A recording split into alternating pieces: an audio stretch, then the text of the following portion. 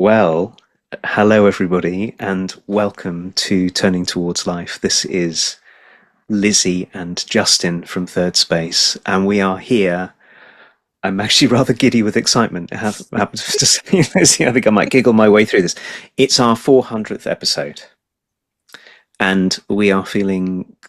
I am. I know you are because you've told me feeling so joyful, Lizzie, that we have continued this conversation for 400 weeks barely without barely with any interruption. And here we are, 400 weeks, 7 and 3/4 years into this long conversation. We're here again, and we are having a celebratory episode. And one of the things that is very exciting for me is that we are on Zoom this week. We've not been using Zoom for this for a while. We're on Zoom because we have invited and have been joined by a wonderful and lovely and warm and wise group of people who listen to Turning Towards Life, who are part of this conversation by it coming in everyone's ears while you're walking the dog or doing the dishes or sleeping or maybe just listening to this. There are a group of you with us, and I'm addressing all of you to say how glad I am that we are surrounded by friends. And Lizzie, we've just spent half an hour or so meeting everybody and hearing what this is for people, which has been really moving to me to know that this conversation, which is so much for each of us, also is that for other people too. And we know that there are many people who, for various reasons, didn't come today, didn't want to come, couldn't come.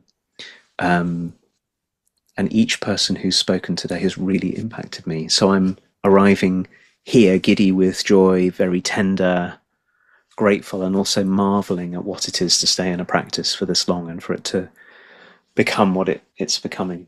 So hello to you, and hello to everyone who's watching or listening. Thank you, Justin. And for me too, thank you for the ones of you who come to join us to celebrate this 400th episode.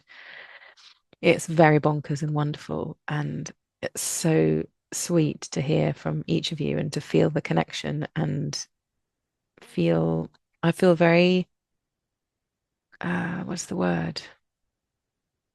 I don't know, I feel kind of humbled or something to be part of people's lives, Justin, in the way that it sounds like we are from the people who've just spoken to us about what turning towards life means in their lives. So I'm really grateful for that, and I want to reciprocate those feelings as well. So as usual, Justin, I'm going to read. This is a piece of your writing called Numbered by none other than Justin Wise. And then, as usual, you'll read back to me. And just so that everybody knows who's listening as well, what we're going to do next is, after we've kind of laid down this recording, everybody who's joined us is going to have a go with another source to do their own turning towards life practice. So I'm really excited for that as well. So this is called Numbered, and it's by Justin, and we're going to read to each other like we normally do and see where we end up. So here we go. Maybe if you are listening, take a breath. Big deep breath. Maybe breathe yourself a little bit wider and bigger and deeper so that you can really receive this really brilliant piece of writing from Justin and all of its wisdom. Sometimes I remember that my days are numbered. My days for working are numbered. My days for seeing a cloudless sky are numbered. My days are numbered for sitting beneath tall trees, and my days are numbered for learning. My days for holding the ones I love are numbered. All my days of kisses. My days of anguish, fear, and longing, they too are numbered, and my days of walking the crests of high hills. My days of deep conversation with friends and colleagues are numbered, and the days on which I can make a dent on the world. My days for inventing, creating, demolishing, undoing, subverting, contributing. My days for mending and tearing apart. My days of confusion, my days of spreadsheets, keyboards, pens, paper clips. My days for traveling by train, bus, boat, plane. My days for reading music, turning my face towards the stars and washing the dishes. My days of getting to know myself, my days for understanding what life is. My days for loving, my days for doing, for knowing. All of these too. I don't think I can remember this all the time. I'm too forgetful for that, too easily absorbed in the work of the day. But when I do remember, life shines with new depth and wonder, and I find it much more straightforward to do what I am here to do.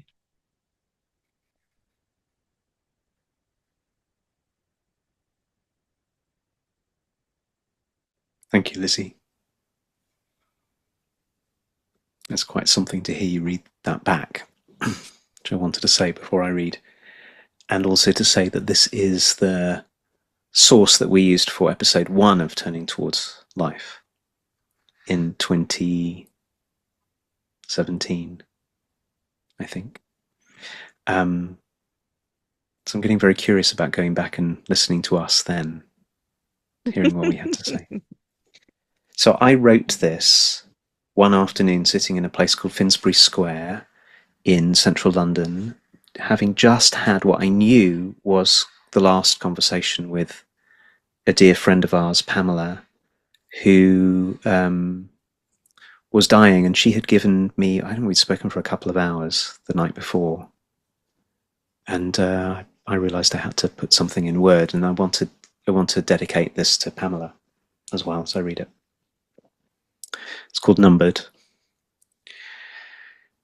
Sometimes I remember that my days are numbered. My days for working are numbered. My days for seeing a cloudless sky are numbered.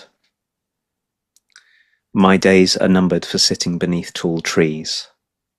And my days are numbered for learning. My days for holding the ones I love are numbered, as are my days of kisses. My days of anguish, fear, and longing, they too are numbered. And my days of walking the crests of high hills. My days of deep conversation with friends and colleagues are numbered, and the days on which I can make a dent in the world. My days for inventing, creating, demolishing, undoing, subverting, contributing. My days for mending and tearing apart. My days of confusion. My days of spreadsheets, keyboards, pens, paper clips. My days for travelling by train, bus, boat, plane. My days for reading, music, turning my face towards the stars, and washing the dishes. My days of getting to know myself. My days for understanding what life is. My days for loving. My days for knowing. All of these too. I don't think I can remember this all the time. I'm too forgetful for that, too easily absorbed in the work of the day. But when I do remember, life shines with new depth and wonder, and I find it much more straightforward to do what I am here to do. Lizzie, just before we go on, I think it might help if you put your microphone just up a tiny bit. It's a bit low, a bit quiet. Yeah, thanks. Oh, it's very moving, Justin, hearing you read that and just feeling the feelings of it. Feeling the ungivenness, the nature of it's like getting close into the nature of life being that it's passing all the time.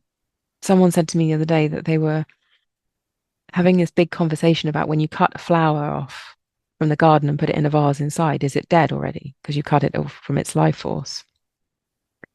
And then they were musing on how it's somewhere in between. But then of course, how is everything not in between life and death all the time? I don't know what I really do not know what the point at which life begins. But it looks like we kind of know when life ends somehow because that's more easy to know when someone's body isn't the vessel through which their life is held any longer when someone dies. But that really, right now, we are somewhere in between life and death. And to feel that and to know that and to have, I want to name Pamela too, to have Pamela's legacy here of everything that she did and everything that she left in our hearts and all the ways she taught us and led. And her particular life force in an embodied form isn't here anymore doing that. And so the time we all have has a limit on it to be inside these bodies and to be able to take the action that we want to take and have the conversations we want to have and cuddle the way we want to cuddle and how much we want to cuddle and do all the things that feel like ours. And I'm really taken, Justin, by the last line of this, where if we can let this in, instead of being the terrifying thing that I think I probably have held it back as for so many years, like, well, I'm never going to think about that. Why would anybody think about death? We've got to live. But that life is liberated when we let that in is so, it does feel like this. It feels like things become much more straightforward, almost like I've told myself the truth rather than run around pretending or something that this thing isn't inevitable and it's not just true that our days are numbered. So I think in my system, there's a really, it's a challenging thing, but is a relieving thing that you're telling me the truth about something and you're not shying away. I mean, there might be parts of you that shy away from it every day, but in this piece of writing, it doesn't feel shy from the facts of things. And so to tell the truth feels like it does enable this kind of a straightforwardness, but also something to shine through that wasn't shining through whilst I was denying that it was even ever going to happen, that I might not ever be here, or that I might not have all the time in the world. Well, I do not have all the time in the world. And all the while I'm in denial, I can take advantage of that. I can take things for granted. I can do noodle around and not really feel the heart of my longings and not feel that kind of quickening kind of urgency um to make decisions that align with what I feel like I'm here for, or to feel and admit that I find a shard of my purpose coming through or something. It's so much easier to ignore that if I'm asleep to the fact of numberedness. But while I'm awake to the fact of numberedness, I have to go, oh well, I might not see that again. So I think I need to let that in now. And then it becomes easier to say yes to the things that feel life-giving to me. Really taken by what you're saying about truth, Lizzie. I spent such a large part of my life doing my best to push down things that were true inside me because they were so uncomfortable, and sort of with the strategy that if I amount them up as enough energetic force to push it away, then it won't be real. Mm.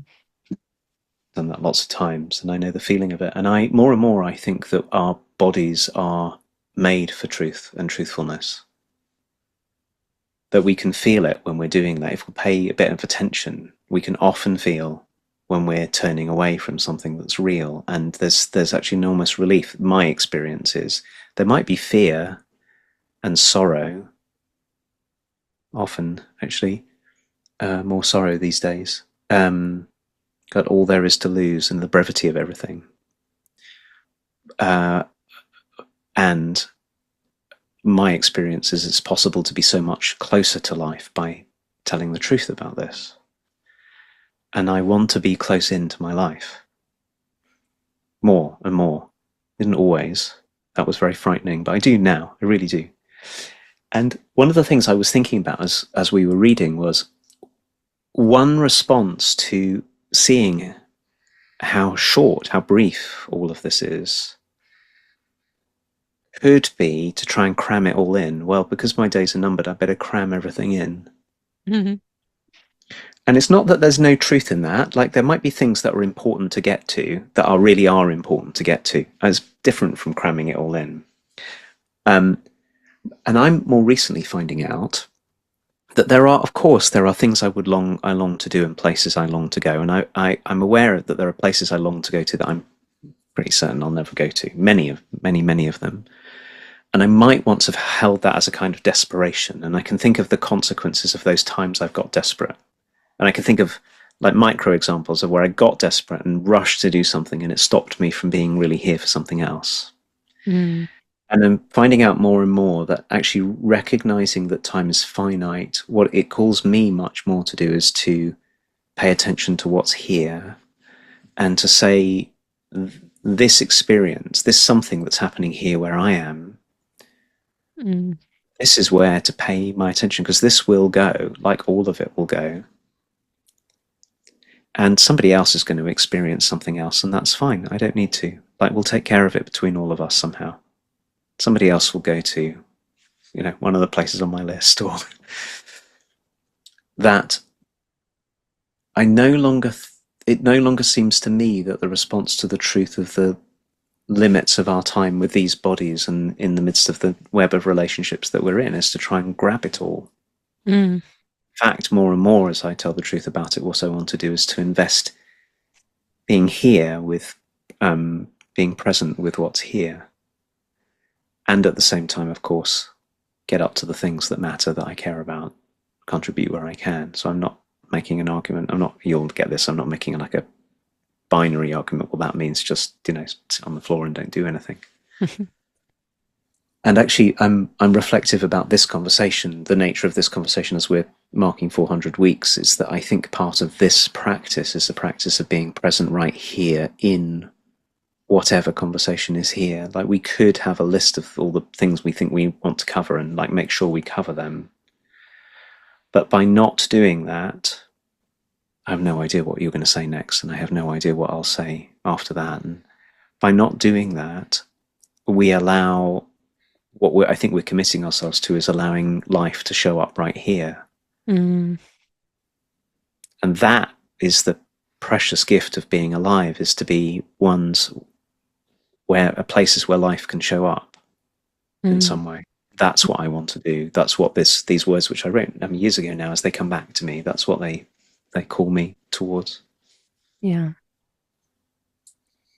Yeah, I'm really struck by this kind of, I've only got so much time, I better stick loads of stuff into it or get loads of stuff or acquire stuff or visit places or do things or something.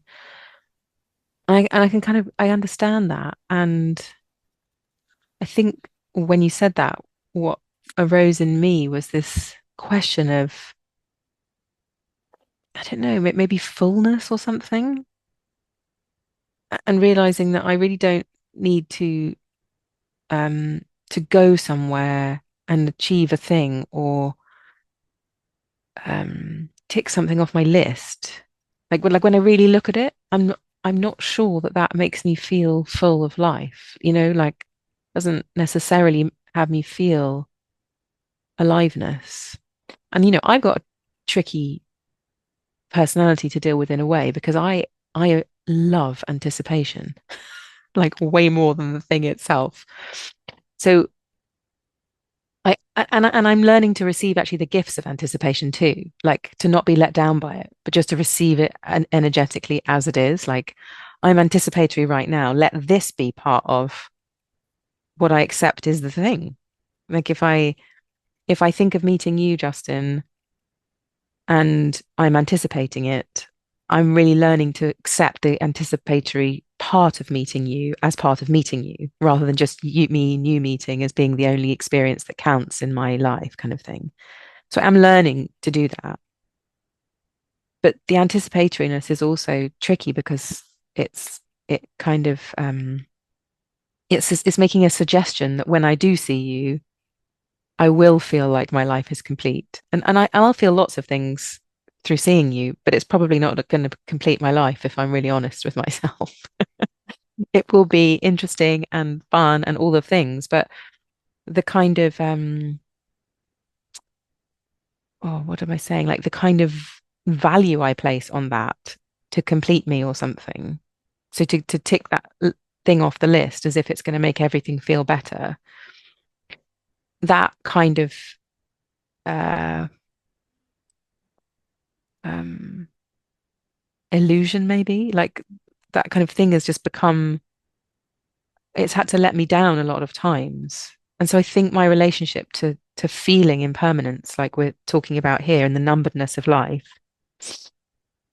it doesn't feel separate to me from being in the conversation about the mistakes I make as to what my life, like what a good life is going to feel like to me.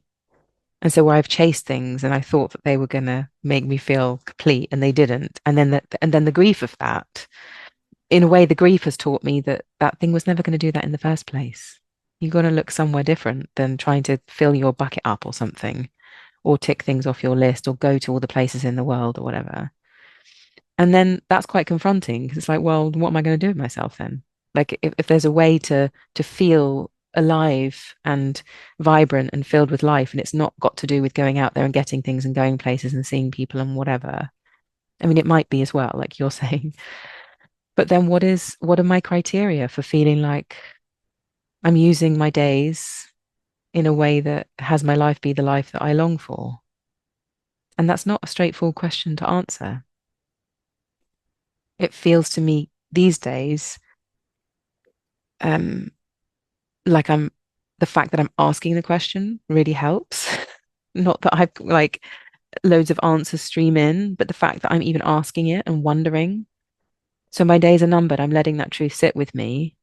How does that, how does that question being here show me what my next action or decision or encounter or relationship or whatever, what do I want those qualities to be? So I'm feeling like there's a kind of qualitativeness that arises rather than a kind of acquisition strategy or something.